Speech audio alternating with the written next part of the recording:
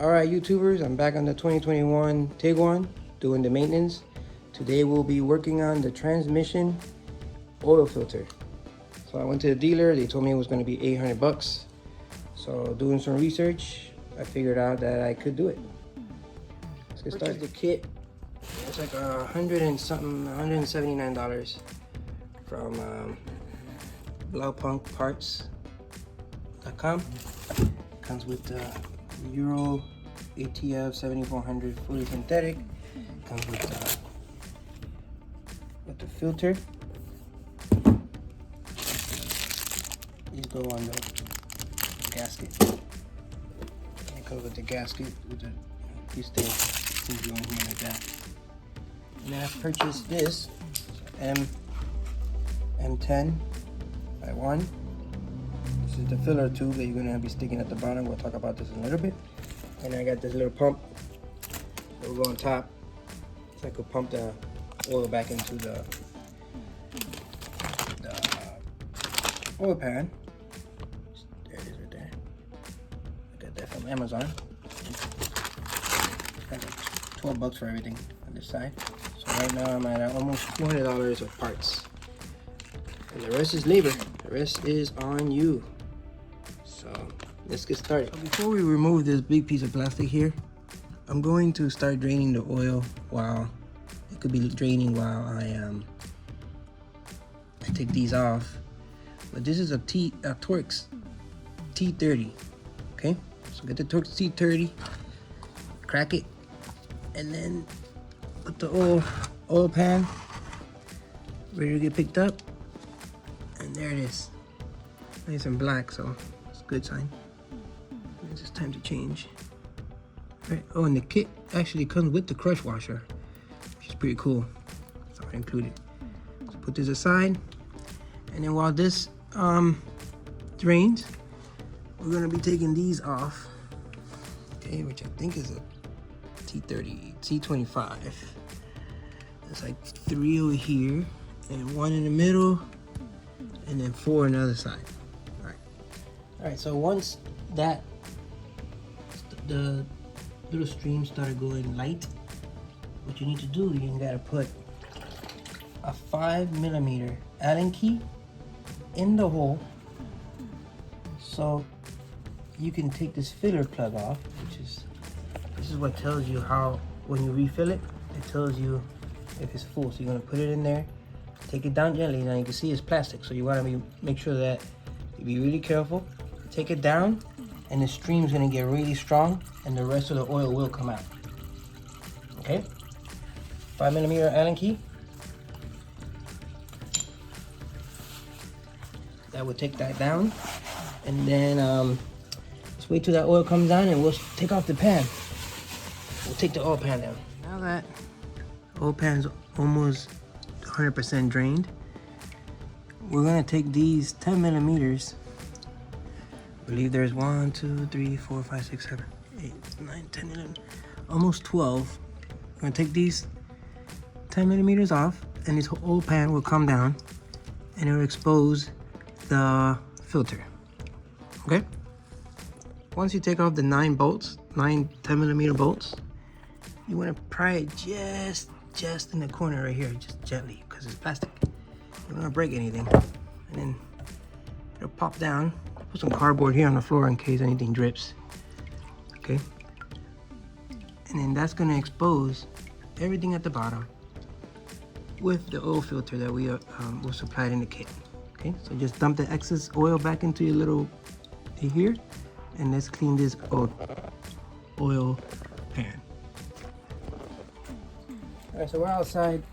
You can see that the muck that's on the those are little magnets that pick up dirt and debris. You can see how thick it is. So it was time. This gets in your valves and it gives you transmission problems. So you got to make sure that you're doing the oil changes on this. I put in a plug back in so that this oil doesn't leak.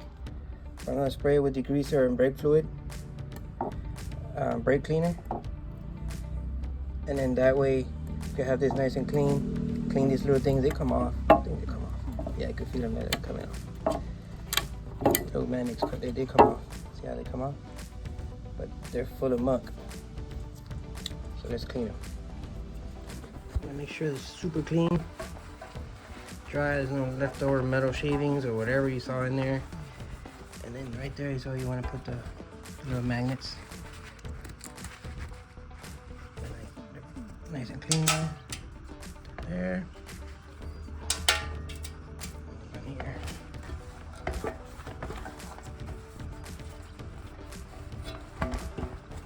Sorry for the camera. I'm trying to do things with one hand. Alright.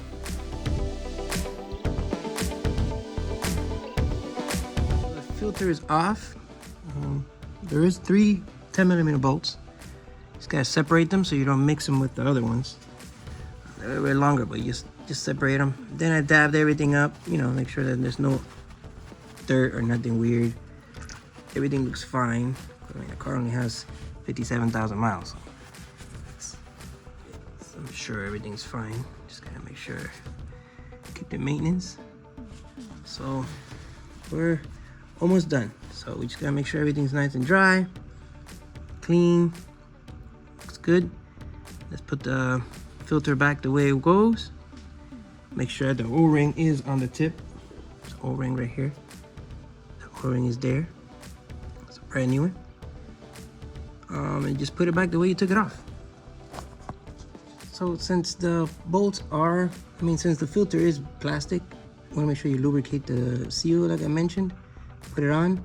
And then these are hand tightened. They're not, you shouldn't tighten it too tight. There is no torque specifications. I know for the bolts, it's a 7 pounds per bolt, and you gotta do cross. So you gotta do this one, this one, this one, to that one, and on and so forth. But they all should be at 7 pounds torque, okay? So I was able to tighten everything. It's ready to go. Now we're gonna put back the filler plug. Let's clean this up a little bit. And then put it back in with a 5mm Allen key, so we can start filling up the training. Alright, so you guys see it? It's in there. Hand tighten. Don't go crazy. It's plastic, but there is a stopper, so you'll feel it getting tight. All right. Let's put the filler tube in. Right, so the filler tube goes right in the hole, and then you're gonna put this here like this, so you can put it in the bottle and start pumping. So you pump. You'll start seeing it coming back down when the transmission is full. Because remember, it has to go all the way to the top of the filler plug. Once it's over and it starts draining back down, then you know that you're 100% full. Okay, let's do it. This kit, excuse my skinny legs, but whatever. This kit, you pop it off the top, screwdriver. Comes up like this, and then you put in your filler plug, your filler pipe in here, so that way you don't spill anything. Pretty cool. Okay, and you could actually take this off if you want. See it coming off like that, so you can connect it here. And you press it down, and it'll pick up every single drop. Pretty awesome. What you up to, boy? Yeah. I'm in a couple of quarts already. Still hasn't been leaking, so I have to keep going. Another quart. Right, once you see it come down like this, that means it's full. So you want to make sure you take this off the filler and put your new washer with your new and your bolt back on with the Torx T30 back on, and close it off. You wanna run the car, run a little crazy now because all the hood and everything's open. Run the car, let it warm up a little bit. I got all 4 wheels off the ground right now, so just gotta make sure you have the proper jack stands and make sure everything's safe before you do this. All right, when all said and done, and you've driven the car, just check it again, make sure nothing's leaking. Seems like everything's nice and dry down here. So it was as successful as you can get. Oh, this is not, okay, there you go. Everything looks dry. It's a little shiny because I rubbed, like when I wiped the oil, I used an old rag. It's not really oil, it's just, you can see it there, it's nice and dry. There's no drips, no nothing. All right, so let's put it back on the ground and clean all this mess up. Once everything's cleaned up, you want to make sure you put this back on. Okay, the way it came. Check again, and then go for a ride. Okay. All right, so I'm checking the temperature on the transmission. Everything looks great. No check engine lights. No, I did see that when I ran the car up in the air, the speed sensors went off, so that created a check engine light. So I don't think that was a good idea, but I got the right machine that took care of it. So you know, these things are they're very, my computer's there, so it thinks somebody's in the seat. I'm just driving around the neighborhood safely, my seatbelt on. What I want to make sure is that everything's shifting right. I mean, I don't feel that chatter anymore, so that must have been the problem. But the car's riding really smooth, and that's pretty much it. Just if you do run it in the air, I wouldn't recommend it if you don't have a computer, because the sensors are gonna go off and it's gonna scare the crap out of you. It's gonna have airbags on, ABS light on. It's gonna have sensors up front gonna turn off, so it's gonna go off. So you gotta make sure you turn off the ABS and the speed sensors check engines off, so you can make sure that once you turn that off, everything goes back to normal. So just a heads up on that. But as always, we saved a lot of money. Total amount that I spent didn't even pass $200. And then the dealership was charging me $800, so that puts us at $600 savings by doing this. You can see my car has a 57,000 miles, so it's recommended from what I see to do it every 60,000 miles. So I'll be doing this again. I might be doing it 100,000 miles or earlier, just to make sure that I don't have any issues with my transmission.